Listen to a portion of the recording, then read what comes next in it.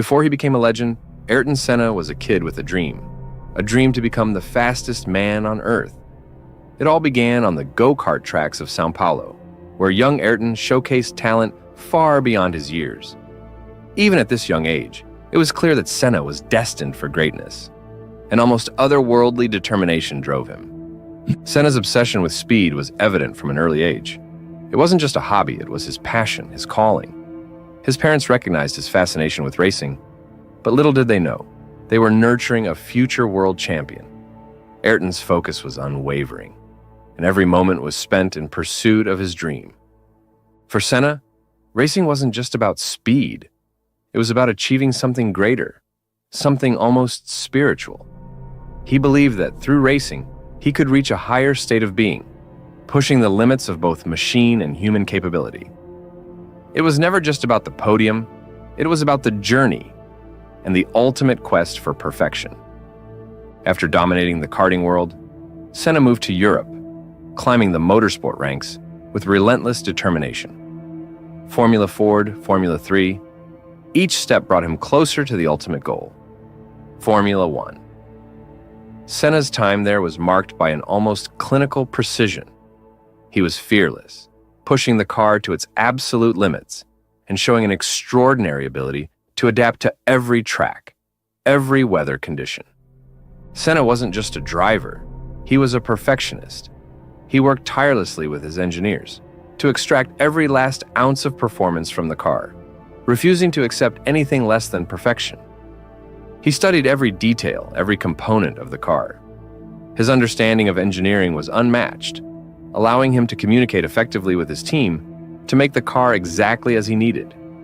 His feedback was meticulous, and he pushed his team to think outside the box, to innovate and optimize every element. Monaco, 1984.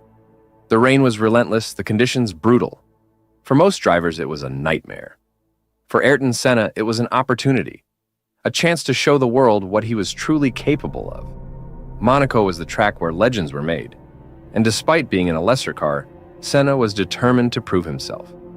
He drove fearlessly, as if he were invincible, threading his car through the treacherous streets of Monaco with a grace that left everyone watching in awe.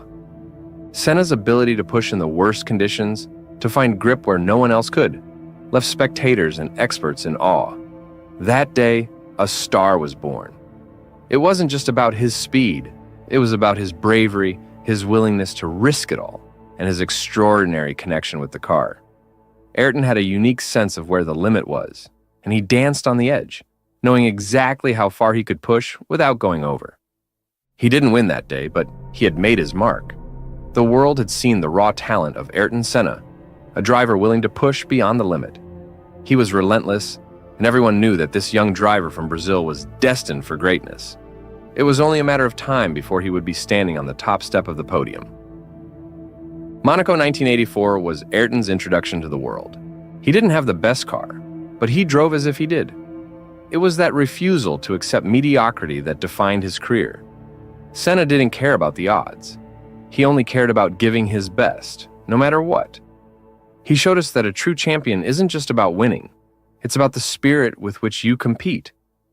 It was at that moment that people began to see Senna as something different, not just a great driver, but a force of nature, someone who could transcend the limitations of his machinery through sheer willpower. He was no longer just a young talent. He was a phenomenon that couldn't be ignored. In 1985, Senna's first win came in Portugal, under heavy rain. His mastery of the elements became legendary. He was unstoppable in the wet, almost as if he was one with the car. Senna thrived in conditions where others faltered. The rain was his ally, and he danced on the edge of control, pushing the limits of what the car could do.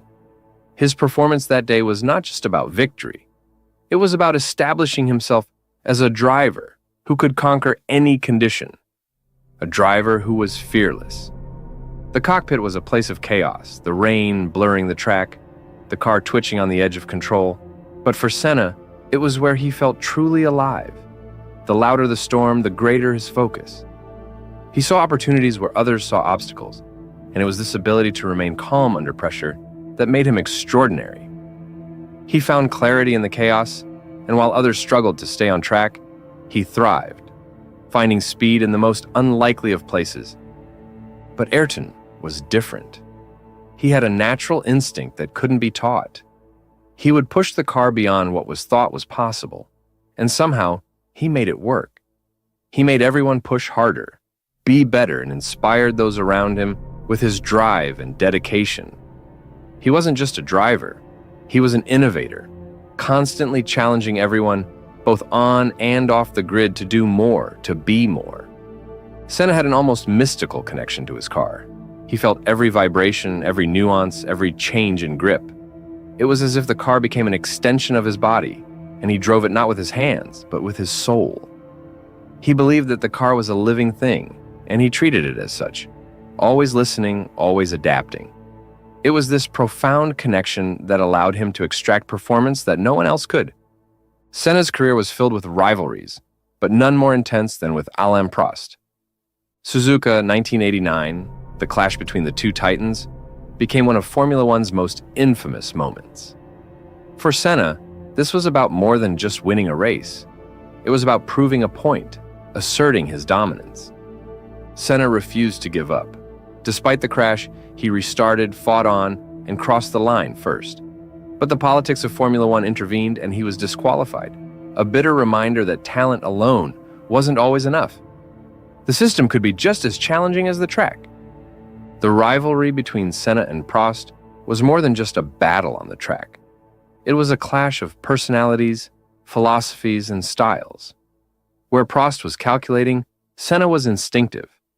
Where Prost played by the rules, Senna made his own. Eventually, their relationship manifested into a mutual respect, a shared concern about safety and appreciation for one another's approach. Away from the track, Ayrton was a different person. He was deeply connected to his family, his roots, and his faith. He believed in something greater than himself, and it showed in how he treated those around him. Despite the fierce competitor he was on the track, off it, he was humble, kind, and deeply introspective. May 1st, 1994.